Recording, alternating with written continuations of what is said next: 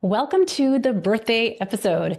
Before I get into today's very special episode celebrating my birthday, which is today at the time of this episode airing, I want to make sure that you know that there is just one day left to help me celebrate in the biggest giveaway that I have ever had in the history of Unstoppable. Listen, apart from the birthday presents, which are absolutely really fun to get, it is really, really nice to receive an awesome package in the mail just for fun for no real reason.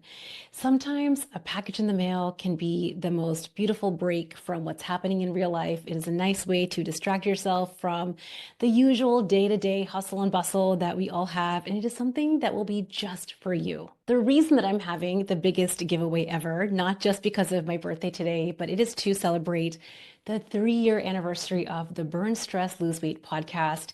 And it is so simple to enter. I promise it will take you less than 60 seconds. Simply pause this episode, go to your favorite podcast platform, scroll down to the place that it says rate and review, hit the number of stars, click the link that says write a review, and drop your honest thoughts about this show, what you have learned, what your favorite takeaways are, what your favorite parts of this show are, and grab a screenshot and share it with us at burnstressloseweight.com/celebrate. That's it. It's really easy to enter. It's going to take you less than 60 seconds, and we're going to have 10 amazing winners. You leaving a rating and review of this show makes this podcast more findable by more women, and that for me is the ultimate celebration. So if you have not yet done it, I know that sometimes we get into this idea that we'll do it later or we'll do it tomorrow, but there's just one day left in this giveaway, and I don't want you to miss out. I would love for you to help me celebrate. So pause the episode right now. It will be the best gift ever, 60 seconds of your time, and leave a rating and review of the show and then share a screenshot with us. If you feel confused about exactly how to leave a rating and review, I've had a couple of people reach out. They're on Apple Podcasts and they can't find where the link is to leave a rating and review. If you're feeling confused about this, don't worry. Just email us at info@theunstoppablemombrain.com and we will email you actual step-by-step instructions to simplify the process if it's confusing. Okay, let's talk about today's birthday episode. I historically, if you know anything about me or if you're new, I historically have not been a huge celebrator. Like this is just the way that I've been for years and years. I have never been a big celebrator or a huge celebrator of most things. It's actually been part of my work is to celebrate and recognize growth and progress. But last year, one of my OG clients, Hope, reached out to me and said, "Hey, your birthday's coming up. How are we going to celebrate?" And she came up with this amazing idea. She was sharing that, you interview people and clients on your podcast all the time. How fun would it be? How fun for them would it be to turn the tables around and have my clients interview me? So I decided to make it happen. It was seriously one of the most fun episodes for me to record. So she got together some of my current and past clients and they talked. They came up with questions that I did not know. I had no idea what they were going to ask me. And they asked me some really good questions. I was rewatching that podcast episode recently because I was just thinking about what I wanted to do for my birthday this year, what kind of podcast episode I wanted to share with you all this year. And that podcast episode was so special because so many of my clients came together to ask me some amazing questions. And I thought it would actually be the perfect episode to re-air this year. I think about this episode not only as a testament to my amazing clients who I am always learning from as I share on this episode, but also it really is a testament to the culture of Unstoppable. And one of my missions really for overachieving women in any and every industry is that we get to create a community of women that all want to grow, that all want to face, their doubts and their uncertainties to claim growth, to claim the next big goal, whether it's weight loss, whether it's how you feel in your body or how you feel off the scale. I also thought that this would be a really great episode to re-air because we have so many new listeners to this podcast. You're going to get a glimpse into a little bit about me, how I went from being an OBGYN physician to turning into a stress and weight loss coach. I share very vulnerably and very transparently, as I do on this podcast, some tender moments, some hardships, some of the growth that I have experienced. I share a regret that I have experienced definitely as a mom and definitely in my journey to where I am now. And it is a very unfiltered episode. And at the end of today's episode, I'm going to answer one of the questions that was asked of me on this interview. One of the questions that was posed was, where do you see yourself 1 year from now? Which is now. So if you wait until the very end of this episode, I'm going to share my actual answer around whether or not I achieved what I had wanted to achieve. So without further ado, we're going to get into this re-air episode. It's my birthday celebration. It is such a good one. And I'm so glad to have you all here listening in on a little bit about me and having my clients ask me anything. Let's get into it. Hey everyone, welcome back to the podcast. I already did an introduction for today's episode, but I am beyond just excited is such an understatement to welcome some of my unstoppable clients who are helping me celebrate my birthday today.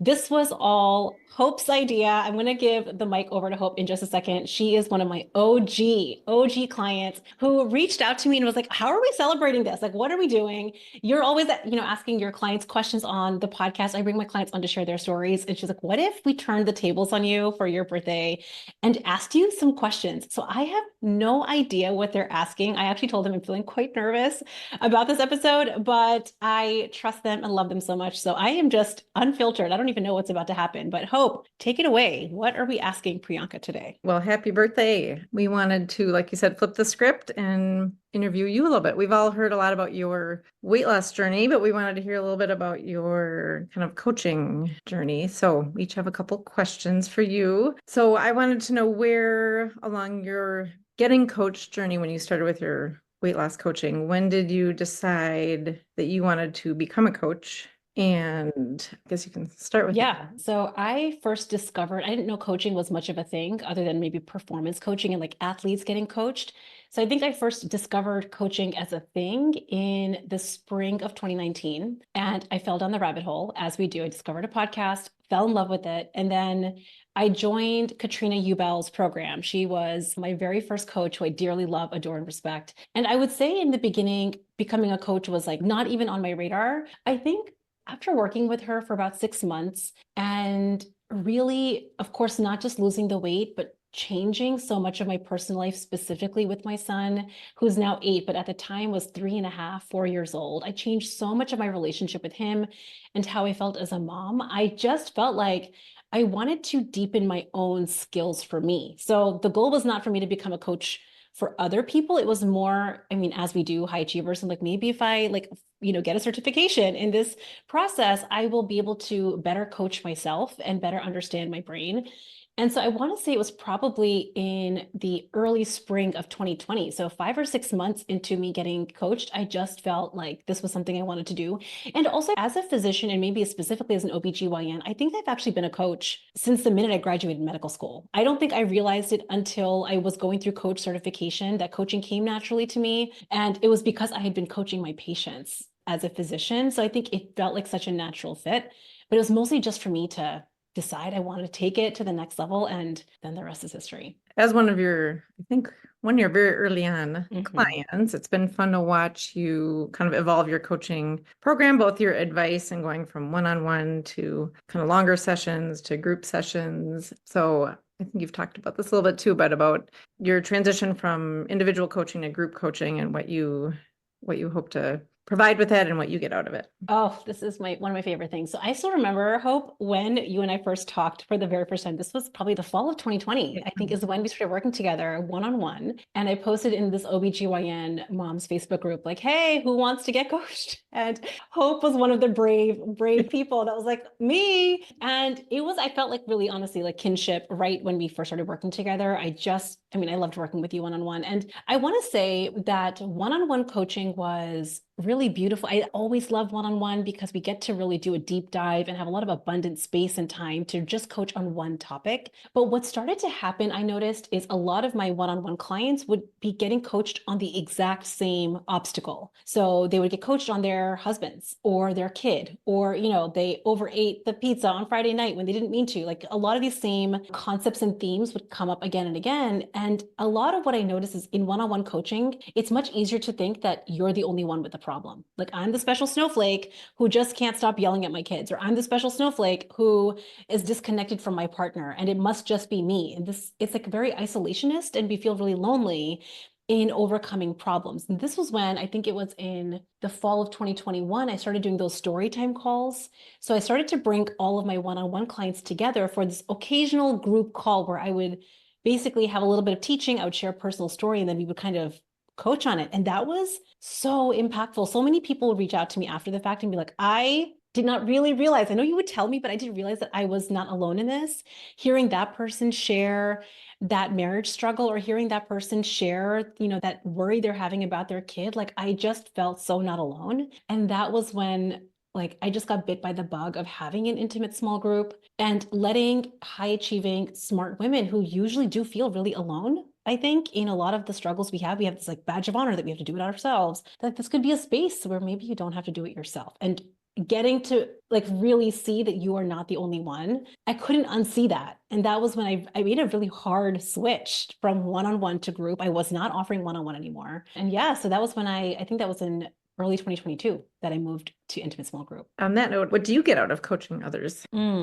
This is also, I mean, these are all such good questions. You guys have done, oh, these are like really good questions. So I actually like to answer this question because I get asked often, why did you leave medicine? Like, because I often share, I left being a practicing OBGYN, not because of burnout. A lot of physicians leave practice because they get burned out, they're overworking, they leave for that reason. I think that's a different story. For me, I think it's just a testament to my experience with coaching. So I loved being a physician, loved my practice.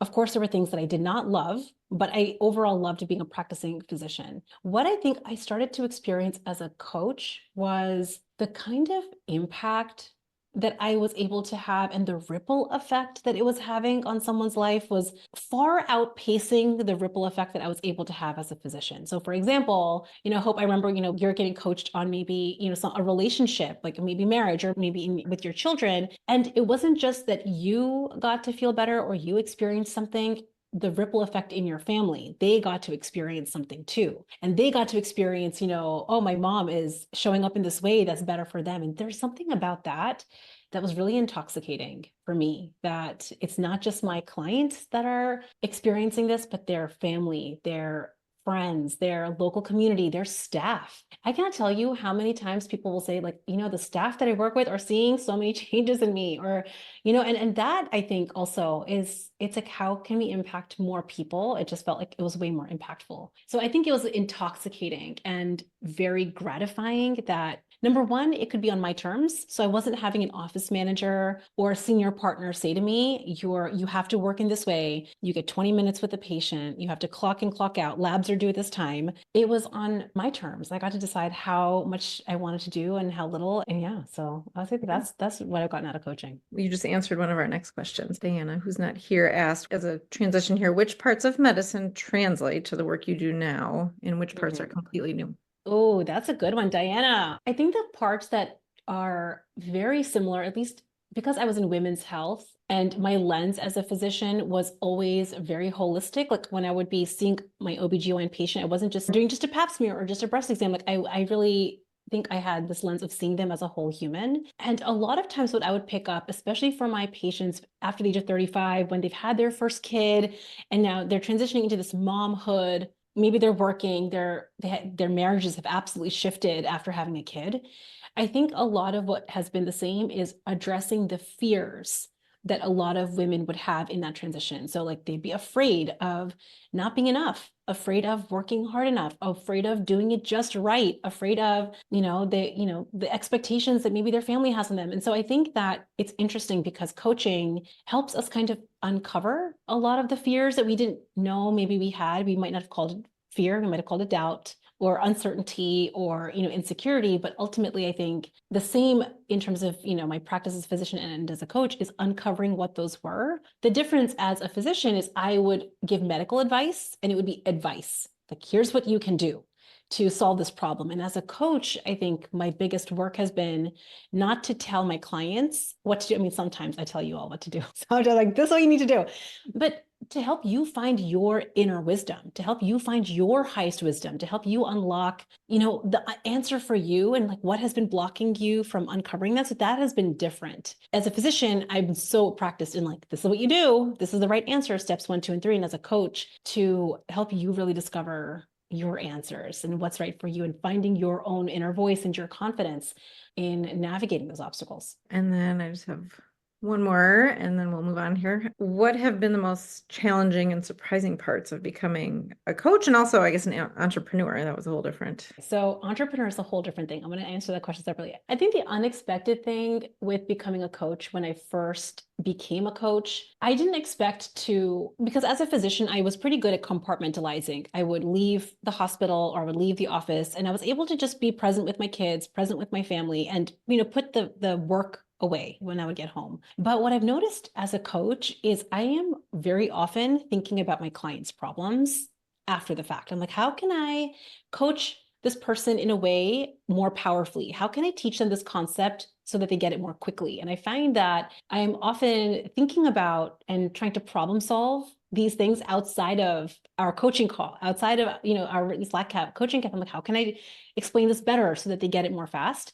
And I think that that has been something that's been my work for me to really reel in so that when I'm with my family or when I'm doing my thing and it's easy for me to not do that because I love coaching so much and I love my clients so much that it's easy for me to just let that kind of run away with that. So I'd say that that would probably be the biggest thing I've had to learn as a coach. As an entrepreneur, this has been, I would say, in terms of my own self journey, one of the hardest things I have done in my whole entire life is being an entrepreneur. And this is after becoming a physician. I thought, becoming a physician in residency was going to be the hardest thing, or even early attending life. And yes, those were really hard in their own way. There was so much hustle and hardship to get through. But I think why entrepreneurship has been so challenging is that there are no rules.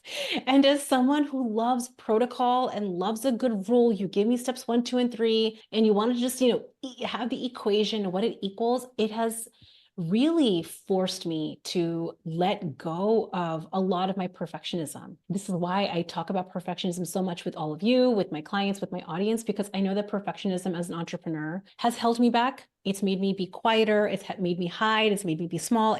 I filter myself a lot.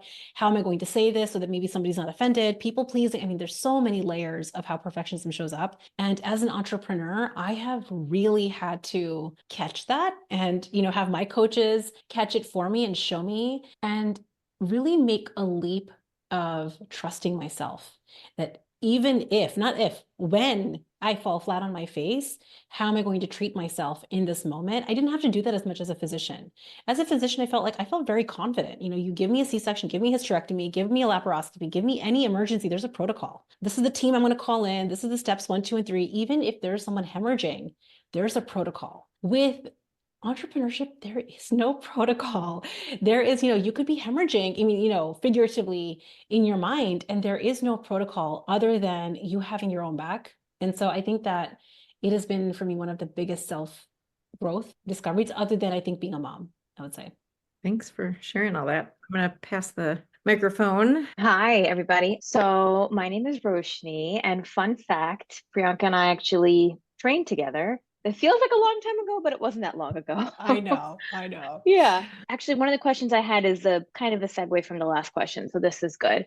My question is, what do you wish you knew before embarking, on this journey, creating your business, forming a brand? What would have you told your past self, I guess? So I think I would have told myself something, but I just wouldn't have listened to myself. So I'm going to tell you why I'm saying that. I would have told myself that you're going to mess up and it's going to suck and it's going to feel terrible. And that's normal. And like, let's just expect it. It's going to be part of the ride. And it's okay to go through that experience. You're going to be just fine. And I think if I had told myself this a few years ago, this is with weight loss and, in becoming a coach and in entrepreneurship, especially even with weight loss, I wouldn't have believed myself. I would have been like, yeah. I would have logically understood, like, of course we're going to make mistakes. We all know logically we're going to make mistakes, but somehow we also subconsciously are like, but we can kind of get around it. Well, we can just kind of work really hard. We can overwork. We can, excessively plan, excessively research to get the right perfect strategy and perfect execution so we can avoid the discouragement and the discomfort of failure. And I have had to learn, I think the only way I've had to learn this is actually by failing so many times that, oh, turns out that this is a normal part of the process. And it's gotten to the point where it still stings every time that I fall flat or have a failure. It still stings, but I'm like, oh yeah, this is that normal time that we fail. And I also remind myself, even, this is true with weight loss and with entrepreneurship, even the people that are so far ahead in their businesses, people that are so far along in their weight loss journey, they've already lost all of the weight, you're going to gain it back. I think actually this is part of the reason that I made inside the curriculum, I have that Priyanka's Diary module where I lost all of the weight, reached my goal weight. And then I think I gained 7 or 8 pounds back. And I was like, yep, this is normal. And really recording a day in the life over 30 days, like how do I lose 10 pounds? Just because of the skills that we learn, like failure is normal. And I think we spend so much time in marinating in the failure and marinating in the soup of discouragement. And that's what drives all the F it moments, the screw it moments, the micro quits. That's the real reason, right? That we don't launch. And I think about like launching as like letting the rocket really take off. We like take off and we like fall back, take off and fall back. But I think to let the rocket launch, it's like, just know it's going to be bumpy. I don't think I would have believed myself though if I told myself. And another question I have is, where do you see yourself in a year? This is a really good question. I know that I ask you guys often like lighthouse goals, right? Like where do you really visualizing yourself? Can I be so honest? Yeah. Can I be so honest? I don't know. I feel, it's one of those things where I think I tell myself that I'll figure that out later. I'll figure out where I want to be a year from now in a little bit. And then all of a sudden it's a year later. And I'm like, oh, we didn't really think about that. And it's no surprise. And like we waffle around right for the last year. I know last year I had told myself I want to be the fittest I can ever be ever in my life. I told myself that last year. And the mistake I made last year was I didn't truly visualize it. I didn't actually like let it crystallize and get into the nitty-gritty details of what work it was going to take. And it was no surprise I failed at that goal. So, and I shared this, I think it was in the New Year's episode, like how I failed to hit the fitness goals that I had set for myself because of this question. I didn't actually decide like, what is it that I want for myself? So I think a year from now, I'm just coming up with this right now, is I really want to have achieved that level of like strength is what's really important to me. The certain level of strength where I feel truly just like I'm at my absolute peak, at my absolute physical peak. And I think this is not even just about a weight loss thing. It's just about like vitality. I see some of these women at the gym. I've started going to these strength training classes. Some of these women, they're like 70 and their biceps are just like ripped. And I'm like, I want to be 70 and have ripped biceps. Like these women are lifting heavy weights. I'm like, they're not going to need help loading the groceries in their car.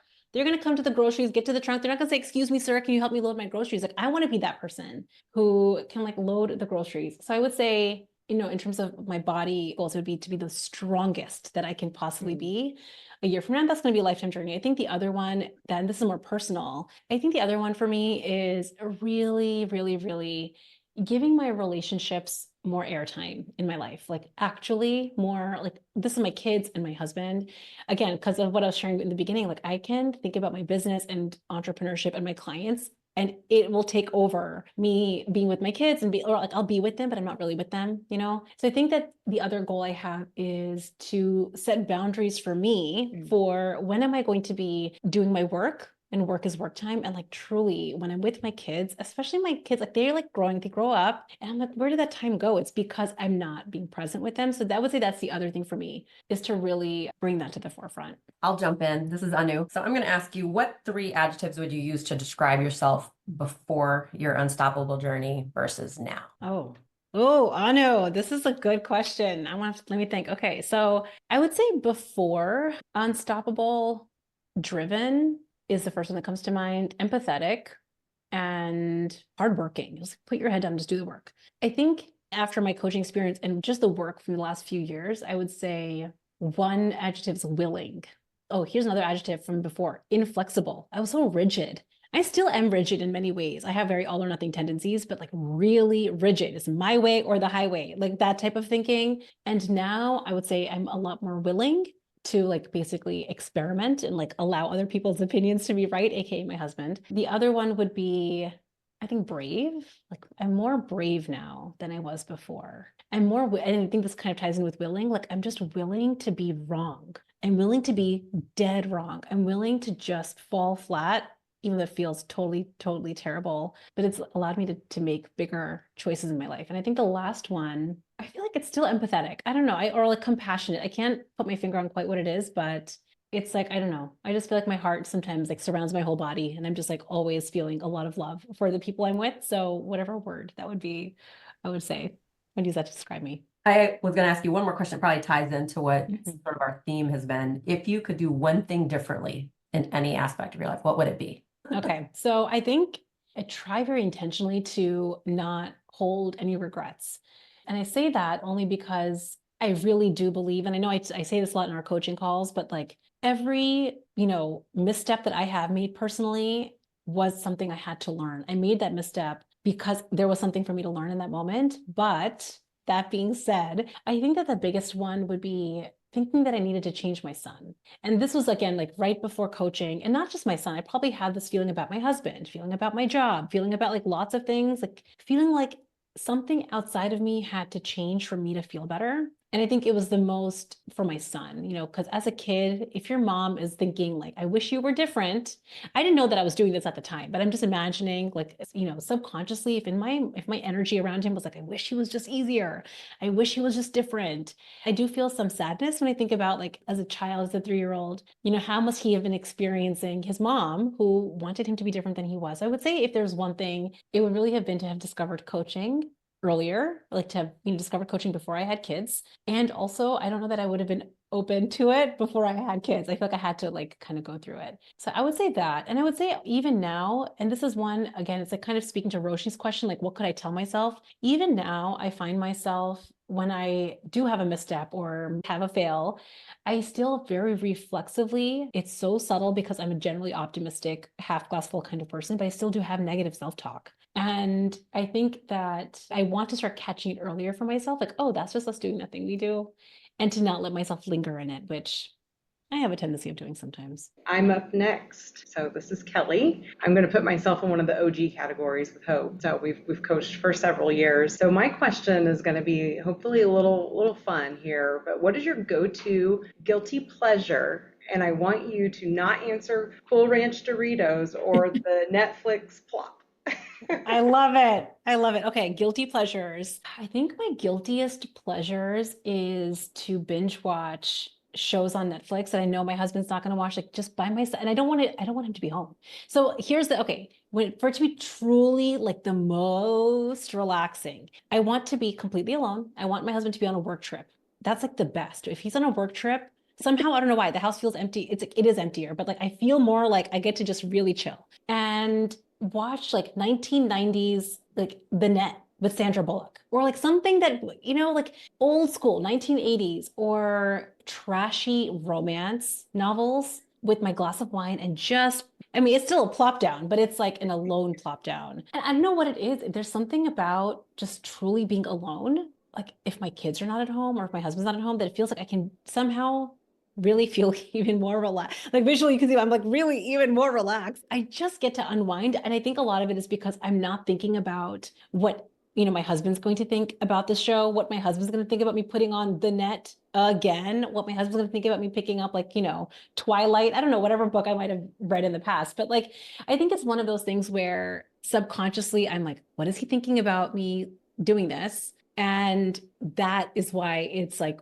I want it to be totally alone to be able to do that. Oh, and the other one I do love, I'm just going to say this because this is something everyone should know. I don't do Cool Ranch Doritos anymore, but what I do is I make Fiesta popcorn. Have we talked about Fiesta popcorn, guys? Fiesta popcorn. So you make the popcorn from scratch, like the fresh popped, and then nutritional yeast and the paprika and the onion powder, and you throw in a little bit of homemade ranch. So it's like gooey with the, I mean, that's not a guilty pleasure.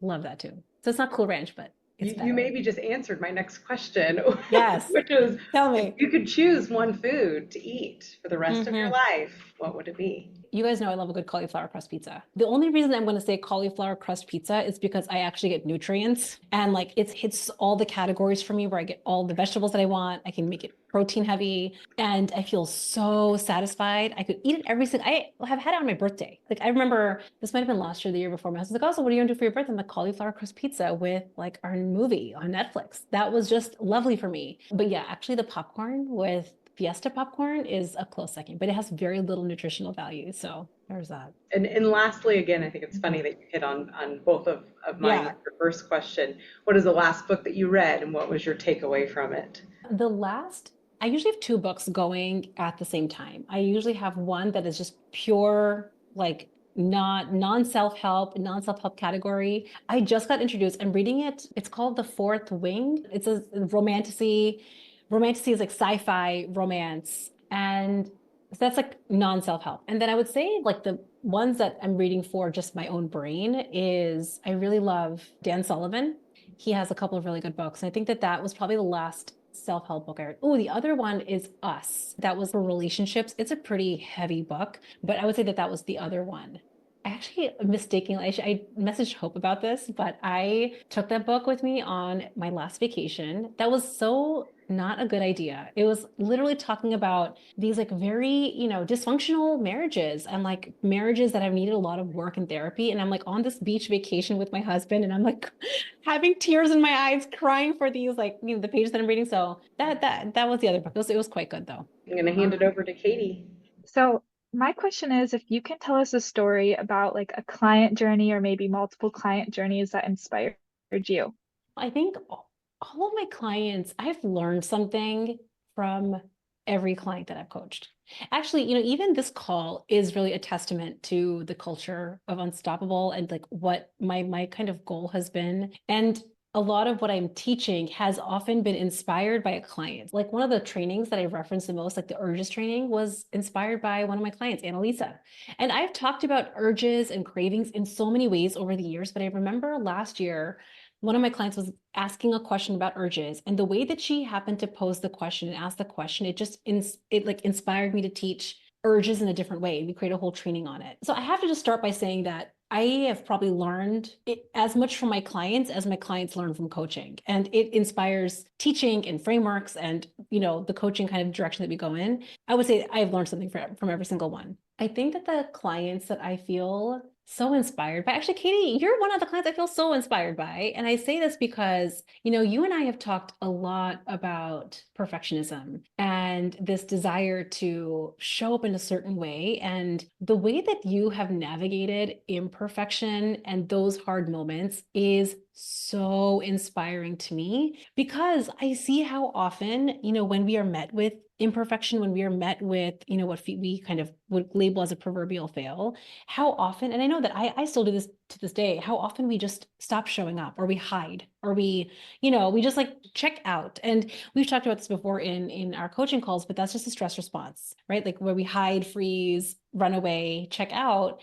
And what I really feel inspired by is when we are it's like willingness to feel the discomfort and not hide.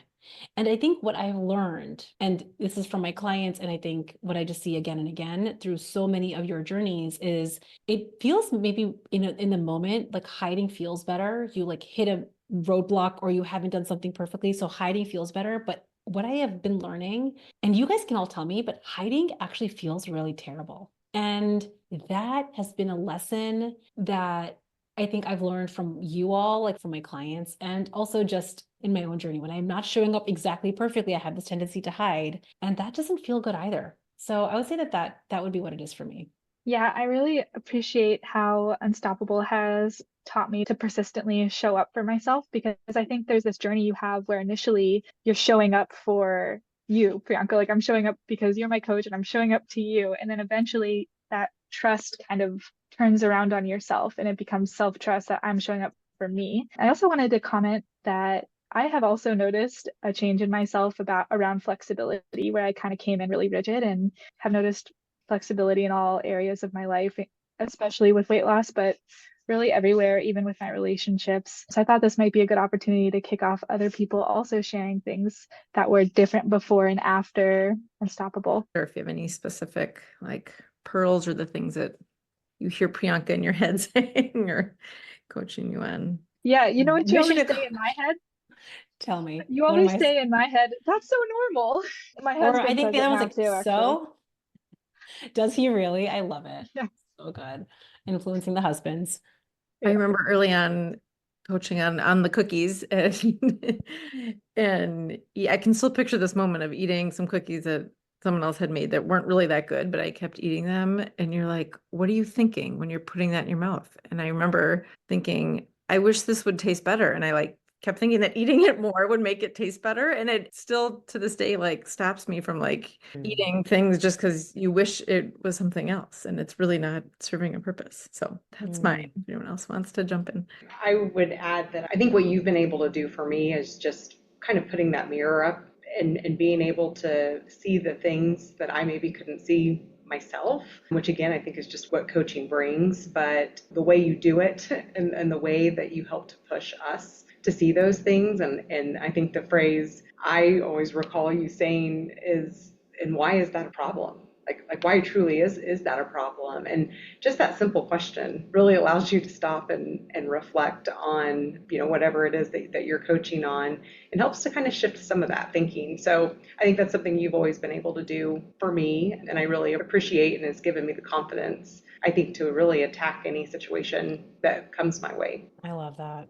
You know, I think the other thing, Kelly, speaking on that one is I call these whiffies, right? Like the what ifs. What if I get negative feedback? What if my colleague says this? What if my kid has a meltdown? Like, what if I gain a pound? Like all these whiffies, these rhetorical questions. And I think what I used to do for a really long time, and I think what you do maybe before you get coached or as you're getting coached, is we don't actually let our mind go there. Like, let's just, what if? Like, what if you get negative feedback from a boss or a colleague or a patient, right? Like, if you're a physician, what if you gain a pound? And I think that's like, so what? Like, so what if that happens? Let's go there. And then, and like really letting us go to those worst case scenarios that we've kind of kept hidden in a closet. And that's what's happened. Like, we've shut so tight because we don't want to really face what might happen. But I'm like, what if we actually showed ourselves? If we got to the worst case scenario, then what would we do? I think that's where we get to find our power. Like, oh, even in the worst case scenario, the scariest one, I mean, even the scariest one, like reminding ourselves, like, we would be okay. We would figure it out, even in the worst case scenario. And I think somehow that for me has created a lot of, it's relaxed a lot of my stresses and it's helped, you know, we talk about open stress cycles. It closes a lot of stress cycles for me. And then it lets me make decisions from a place that's not from my primitive, fearful place. It's from my most wisest self because I'm like, I can handle even in a worst case scenario. So I love that that's been impactful for you. I'll share something that I've really taken away from this program and working with Priyanka has been the voice I use when I speak to myself, whether things are going great or I'm falling flat on my face. And that voice just translates in all my other areas of life. So that's what I'm working on. And that's been been a really impactful lesson from all of this. Like, what is the voice I want to choose? And that's going to really help me get through the, failures and the highs and the, all the different parts of life. So thank you for that. I love that. I always think about, and I forget if this was Roshni with you, or maybe we were coaching someone else in the group, but the way we talk to ourselves, like, would I ever say this to my child when they're like, I want you to imagine your child when they're like 2 years old, like real baby, like real, like a tiny, tiny baby. And you're like, no, of course, I would never say this to my child. And yet we say things to ourselves all the time that we would never say to our loved ones or to our best friends. And I'm like, why? How come we don't get that regard, right? And I think that it's just a good question. I love that. Yeah, I'll go too. I think probably I signed up for Unstoppable not knowing really anything about coaching. Really, I was looking for kind of an accountability group to help me get the weight off. And it's been so much more than that. And I think probably one of my big aha moments was I think I brought to coaching about something just kind of relationship wise with my daughter about kind of having to navigate like difficult emotions. And I remember Priyanka asking me like, well, whose emotion are you really trying to deal with? I mean, are you going to let her, is it her emotion or is it your like feeling about her emotion. And that really kind of made me stop and think about, yes, it really is me not wanting her to feel bad. And so I would try to like kind of shut everything down or go into my kind of typical, like, let's fix it. Let's see how we can fix it before allowing her or my other kids or even my husband, like just kind of experience what they need to experience. And so I've shown up very differently as a wife and a mom. I know my family appreciates it. So thank you, Priyanka. I love that. That one was really impactful for me too, where I all of a sudden realized like, oh, every time I'm uncomfortable with somebody else's feeling, it's really my feeling I'm uncomfortable with. And starting to unravel that and realizing that I don't have to do that. Like I don't have to fix their emotion to fix mine. I can just fix mine. That's been so good. I love that one.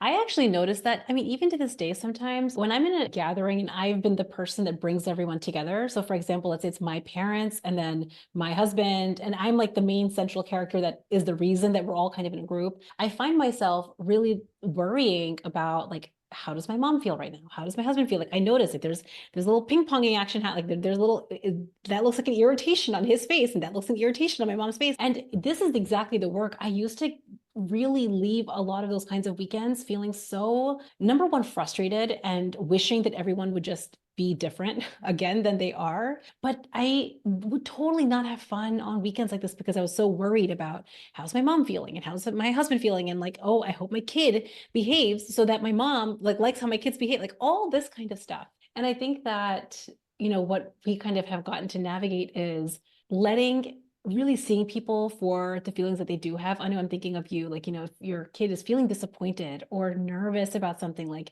seeing that nervousness and like, what is it like to not be complacent about it? Because I think as moms, we don't want to be complacent about our children having a negative experience. How can we not be complacent? And also, how can we just let them be having, their feelings, and then how can we get to have ours? I think that is the work, actually. That is the constant work, which I just love so much. Thank you guys so much. This has been such a fun call. If anyone has anything else they want to share or add, you can jump on in. Truly, this was such an amazing idea, Hope. Thank you for thinking of it. Thank you guys all for coming on and sharing your questions and also your stories and your takeaways. Katie, I really appreciate your question around what have I been inspired by? And truly, truly, I think, I have learned something new from every single client I've worked with and been inspired in different ways. And so I thank you all for that. I thank you all for trusting me as your coach. I think that's a really big deal and something I do not take lightly at all. And I thank you all for being here, and to everyone listening. I hope you all enjoyed this little conversation that we had in the group and answer some of all of your questions. Thanks so much, guys. Thank you. Thank you. all for Bye. participating. Happy birthday. That conversation was so incredibly fun. We basically kicked everyone out of the room so that I could just thank Hope for setting up a call like this and having the idea to celebrate my birthday this way. I feel like, there were some questions. I think Anu's question with the adjectives would I use to describe myself, really stumped me. So Hope, thank you so much for organizing this call. And it was amazing for me. What did you think? It was super fun, and it was fun to hear people's questions and for me to guess like, how is she going to answer this? Because I feel like working with you, I know some of your know some of your answers. One thing I forgot to ask, I want to ask is what kind of coaching do you get coached on now? You talk about you have your own coaches. So I'm curious what this is such a good question. There's different phases, I think, or different seasons of my life based on what I want to prioritize in that season of my life. That's the coaching that I will usually invest in. So I think, after weight loss coaching, I would say the first coaching that I did was the certification, like the actual life coach school certification. And that was a lot of coaching. And then from there, the next layer or level of coaching that I did was my advanced certification. So I did deep dive coaching with Bev Aaron, and that was probably one of my number one most favorite coaching experiences as a client, because I was getting coached on my marriage. I was getting coached on myself as a mom, as a physician. I got coached on I think multiple areas, which is what I liked about it. It actually reminds me a little bit of Unstoppable, where you get coached on lots of different areas of your life, which is what I think I loved about my experience with Bev. And then the probably the next kinds of coaching that I got was business coaching. And I will say this very openly. I've never thought of myself as an entrepreneur. I've always had this identity of being a physician. Like I've put the physician hat on, that's who I am. So I had to learn, number one, I had to unlearn a lot of the things I had learned as a physician, which is a lot of my perfectionism tendencies, protocols, and learn how to have the mindset of an entrepreneur. And that's still to this day, I think, coaching that I will somehow invest in. I might take breaks every now and then, but generally I will invest in business coaching because it just helps my brain have higher quality problem solving and higher quality thinking. And I think the other coaching that I have done is relationship coaching. So marriage and relationship coaching has been, again, and this is one that I was sharing even on the call, where it's easy to put on the back burner, especially with me and my husband. I've always thought of us as like, we have this solid relationship. And I think what happened, and I was telling my coach about this, is it was easy to take for granted almost. Like, because we're fine, we're cool, it's cool. We kind of, at least not we, I would let, the problem of the day in my work or with the kids or just with the laundry list of tasks just supersede the marriage and the relationship. And it's easy, I think, to start to drift when that happens. Maggie Reyes often talks about this. She says, when you're two people in an ocean, if you're not taking the occasional stroke towards each other or like swimming towards each other, the natural waves of the ocean will drive two people who do love each other to drift apart. And I think, at the end of last year and the beginning of this year, that was something that I was like, I don't want that to be the case anymore. And I don't want to have the drift happen anymore. So I would say that that's been something that I really want to bring to the forefront for this year. Thanks for sharing that. It's been fun to watch you over the years grow in your coaching and changing your approach and kind of clarifying your approach to weight loss and how you explain it, and have kind of simplified it over the years and made it clear. And then just fun to watch you grow your business and see you shine. I think with you just gaining like confidence, and now that you're like being a speaker at certain events and things like that, it's been fun to see you, how you describe yourself when you were a little shy and didn't want to talk. And I know, hiding in the that's corner. You true. for sure come out of the shell, I imagine you as a child was in. It's so fun. And I think that that's something that I forget about, where I still call myself an introvert in some ways, like a social introvert. If I go to a group of people that I don't know, I hesitate to say hello first, or I feel kind of awkward and shy in those moments. But I think you're right. Probably over the last few years, just practicing speaking to people that I don't know and putting myself out there in, the podcast is a big example. You just releasing a podcast for the universe to hear. I think that has allowed me to really realize that it's okay to speak up and I don't have to be scared of being shy. Actually, this is so interesting because my daughter, she's 5.5. She is so shy. She's so confident, but if she goes even to people she kind of knows, and if they ask her a direct question, she won't answer because she's so shy. So it's interesting, because I see myself in her. The bits that you share about her, I imagine her just being this like raging extrovert. That's interesting. Yeah. She is, it's like, I think when she's feeling, it's like that safety thing, when she's feeling safety and she's like with me or with someone like her, maybe her cousin or like a best friend, then she's fully like full-fledged doing her thing. But if she is in like 1 degree away, from even someone that she sees often, she's so shy. And I can see her face. I can see her little brain thinking about like, she wants to say something, but she's holding herself back.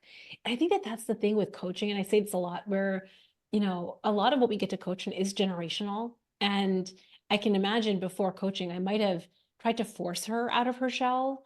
I felt when I was a kid, I felt like I was being forced out of my shell, like just speak up and just, basically don't be who you are. And what I'm trying to, I think, do with her is just validate that she's shy and normalize it. And then I'm hoping that maybe that safety will translate to other situations for her, but I guess we're going to see. Yeah. Fun. Amazing. I love it, Hope. Thanks for staying on. Guys, this was a good one. I loved it. And I will see you guys all next week. Bye. Bye-bye.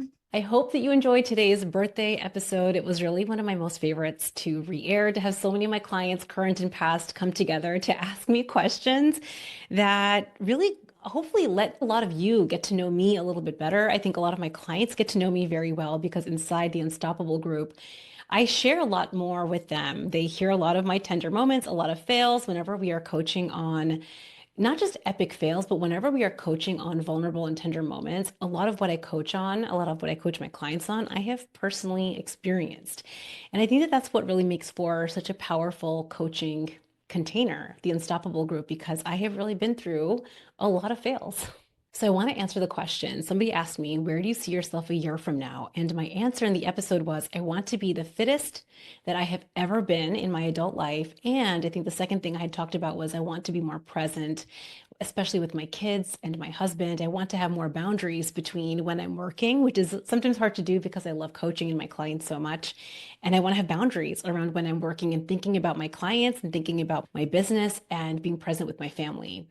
And I have to say, after a year of this, and this has been a many multi-year journey after having many epic fails in achieving this, I have to say that I have made massive progress forward in both arms. I would say that I'm probably the strongest that I have ever been in my adult life. And I have also been the most present that I think I have ever been with my family. And while I still have a journey ahead of me, I still have a growth goal for myself in terms of my fitness goal and in terms of how I want to be as a mom and how I want to be with my friends and my family. If I think about what is it that led me to have such massive success in the past year to overcome the multiple massive fails that I've had in both of these areas, it was investing seriously in both of these goals. It is what made this past year such a success. I invested in fitness, I invested in coaching, and it created a level of accountability and structure that leveled up how I was showing up. So whenever I would have a pain in my ass, figuratively speaking, my coach could show me where the tack was. I think before coaching, when I would have a pain in my ass, figuratively speaking, I kept thinking that something outside of me had to change. I thought that I needed more time. I thought that I needed to have an easier family, easier kids, a more understanding husband. I thought I needed to have less on my to-do list for me to feel better. And I think the number one thing that coaching has showed me was there's just a tack in your ass that you don't know how to take out unless someone shows you. One of my favorite things that I love sharing with my clients will hear me say this all the time inside the Unstoppable group when we coach together, is results on and off the scale. When I say that, I mean you can lose the weight you want, hit your body goal, and feel better in your relationships, with your time, in the workplace, with your productivity. I'm talking about feeling better inside out, up and down. It's like green eggs and ham. What I mean by that is you can hit goals, you can lose weight, you can feel better here. You can hit goals, lose weight, and feel better there. You can hit goals, feel better, and lose weight anywhere. And it is one of the things that I feel so passionate about for especially overachieving women who believe that they just need more time or more space on their calendar to feel better.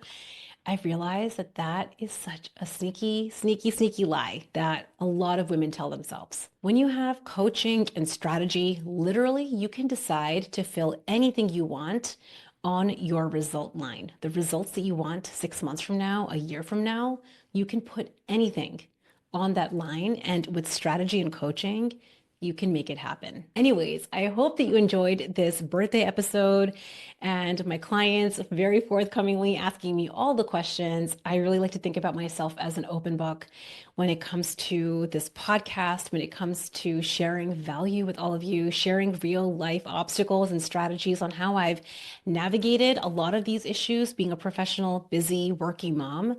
And I hope that you feel inspired by listening to this podcast. And I hope that you feel inspired to know that it's possible. If it's possible for me, if it's possible for my clients, it's possible for you too. And if you can just take less than 60 seconds to leave a rating and review, don't wait for tomorrow. There is one day left in this giveaway. Please head over to burnstressloseweight.com/celebrate.